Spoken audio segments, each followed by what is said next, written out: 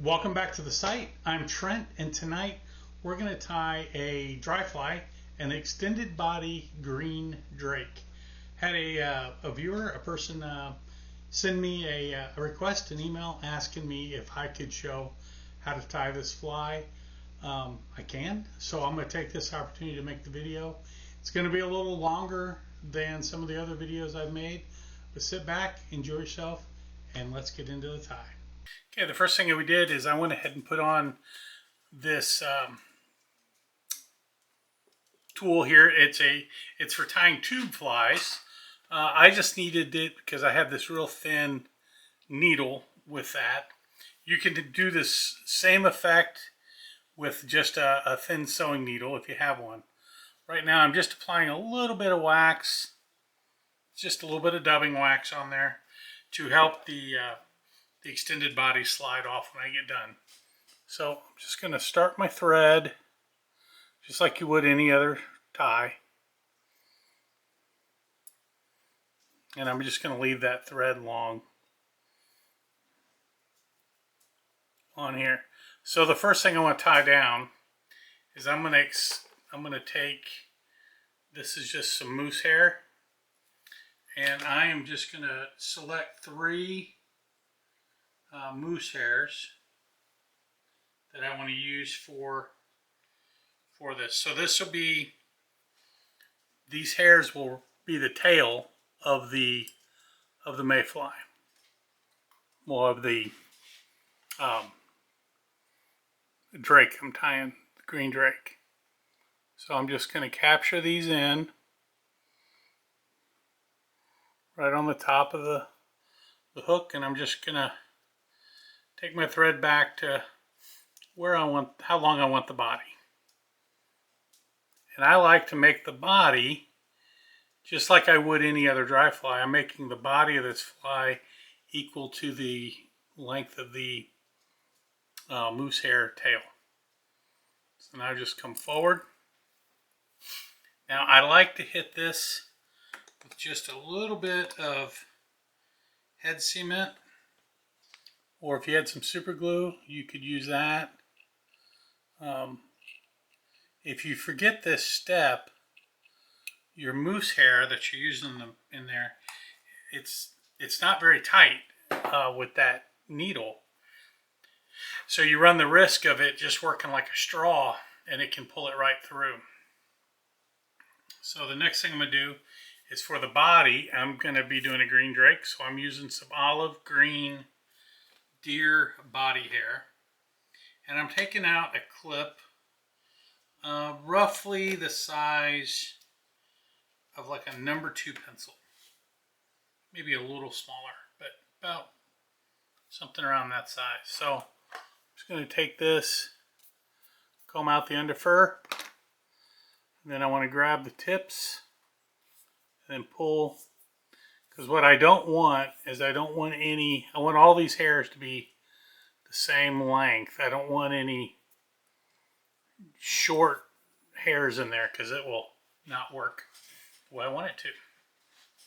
So what we're going to do is right here we have where, so I'm going to take the tips of this deer hair right there. I'm going to come in and I'm going to do a collecting wrap. 1, 2, right on top of each other. And then I'm going to work that hair. I'm actually spinning it all the way around the tail. And if your moose hair moves during this process, don't worry about it, because you just want it to stick out the end. You don't need to worry about its orientation at this point. Now I'm just going to bind down the rest of those tips, like so. Oh, I don't want to catch that yet. I'm going to come back up. Now, this part here can prove to be one of the harder parts of doing this tie. Is you want to pull back the deer hair, but you don't want to capture your 3 moose hairs. So there we go. Got them. I'm going to capture all that, bring it all back where I'm at, just like so. And the first thing I'm going to do is I'm going to do a wrap right here. Now these wraps I'm doing a little tighter.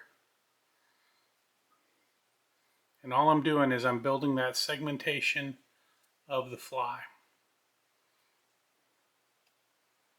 So we'll keep going backwards.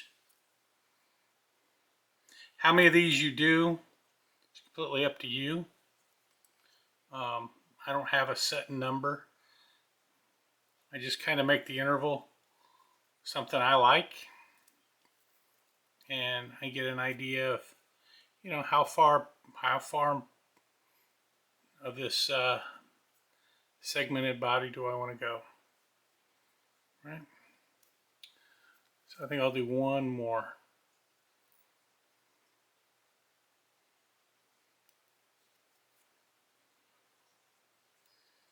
There we go. So there is the segmented body. I can zoom in a little bit so you can see it a little better. There is the segmented body. Now we're going to leave, you know, I left the original tie-in thread is still there. You can see the moose hairs are still up here, and here's the deer. I'm leaving all that part of this at this point because I'm going to want to have it all there when I go to tie it in. So now we're just going to kind of come in over the top, give this thing a whip finish. And if you're so inclined when you're, you know, if you don't have time to tie whole flies, but you think you're going to want to tie up some green drakes, you know, you could always sit and tie these tails. And they're surprisingly durable, honestly. I'm just going to put a little bit of head cement right here at the end just to help hold that moose hair. All right. So the next thing we'll do is we just kind of grab all of it and slide it right on off. Okay, I went ahead and took the tube device off and set the tail to the side. And so now, if you've ever wondered what you can do with your really big scud hooks you've got, I like to use scud hooks when I tie my extended bodies. So I'm going to start my thread right at where the bend of the hook, or the point of the hook is. So this should hang right down where it does. I'm going to go ahead and put a thread base in all the way forward, just short of the eye a little bit, and then come back.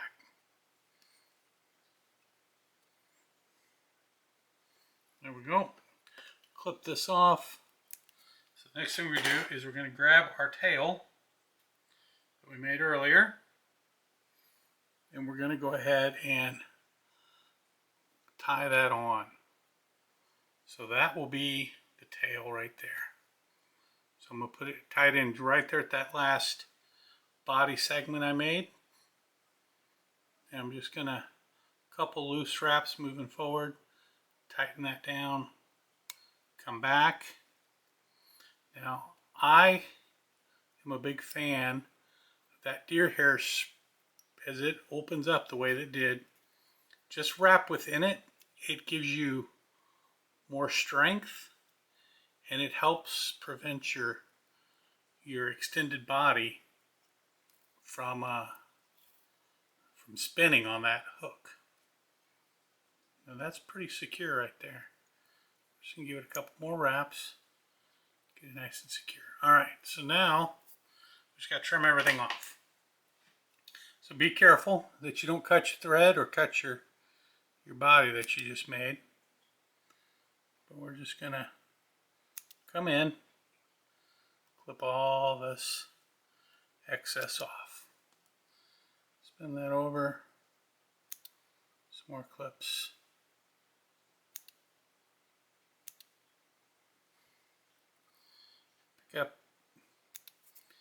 anything you need to, just to get it out of your way.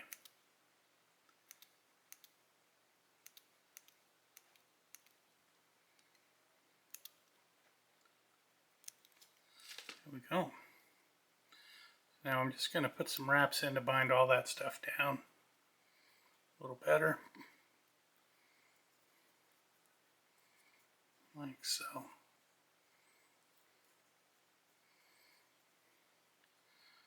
Just want to keep all that nice and tight. So the next thing we'll do on here is I'm going to tie this as a parachute pattern. So I'm going to put in my post for my wing. Okay. So I'm using white Zilon. You can use any color or anything you want for your post. The big thing is you just got to make sure it is going to be able to be bound down tight enough that it won't cause a problem with the rest of the fly. So we want this post right about here. So I'm just going to come in. If you ever have to make the decision, always err on the fact of making your post a little too big. Because you can always come in and clip that off smaller if you need to after the fact. So all that, just going to take that a little farther forward. There we go. Now, just going to make our wraps on our parachute post just like normal, just like every other parachute. At this point, this is the exact same as tying any other parachute pattern that you may tie.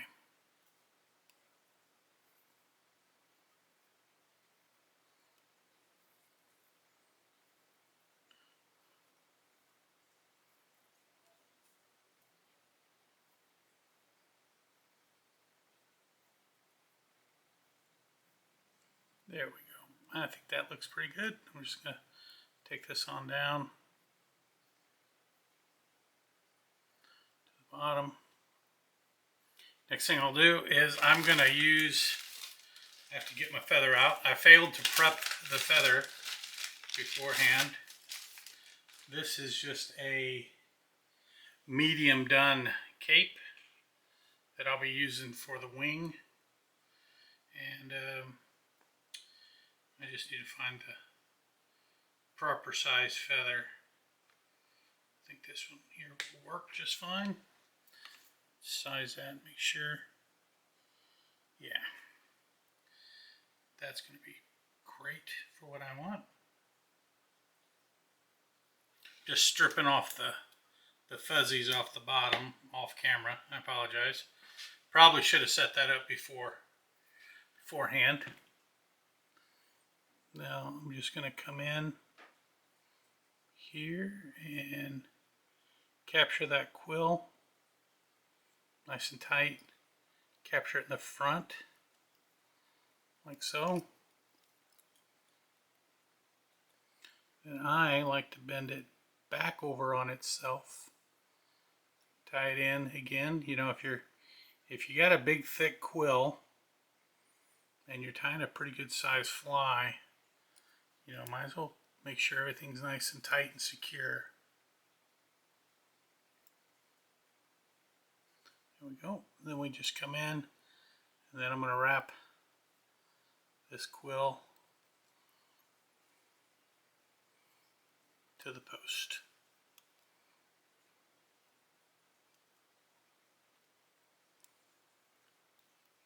Now the last step, we'll primp that up a little bit for ourselves. Last step, I'm just using some Blue Wing Olive, just kind of sticking with the body color. I'm just got some Blue Wing Olive super fine dubbing.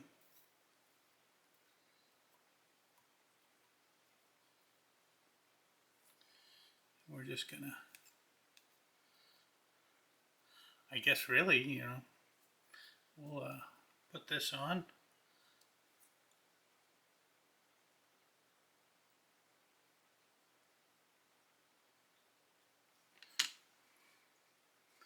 Let me go forward.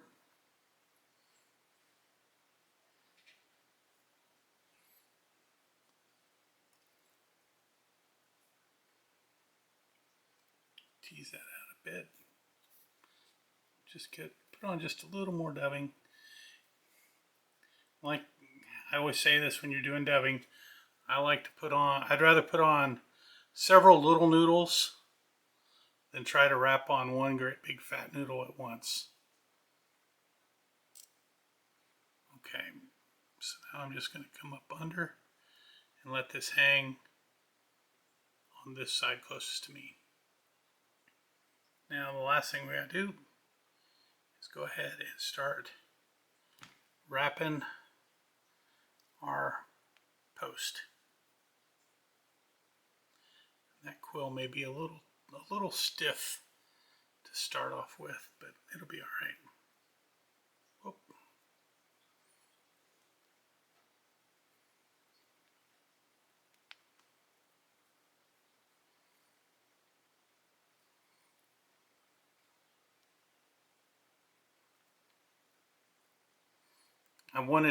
This is a fairly big hook, so I wanted a fairly good size feather. But it's all right. It's all going to work out.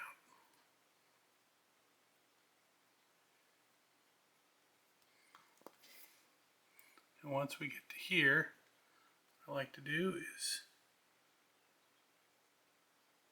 take that thread, move everything back away from the eye, and I'm just going to capture that thread, or that feather rather, right there at the eye.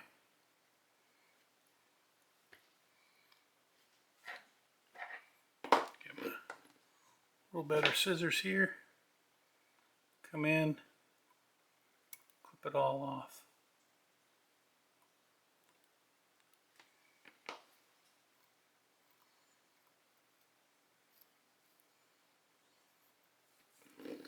Here, clip this off, like so, and we will give it a whip finish and be done with this fly. 1, 2, 3 turns, come push down, up, nice and tight. I like to roll it over. Just get a little bit of head cement right here at the eye. It's like so. So there it is. There is the extended body parachute green drake. It's a little more complicated than some flies, but I think anybody could manage tying this if you wanted to. Give it a shot. Let me know how it came out, what you think. And until next time, I will see you all around the vise.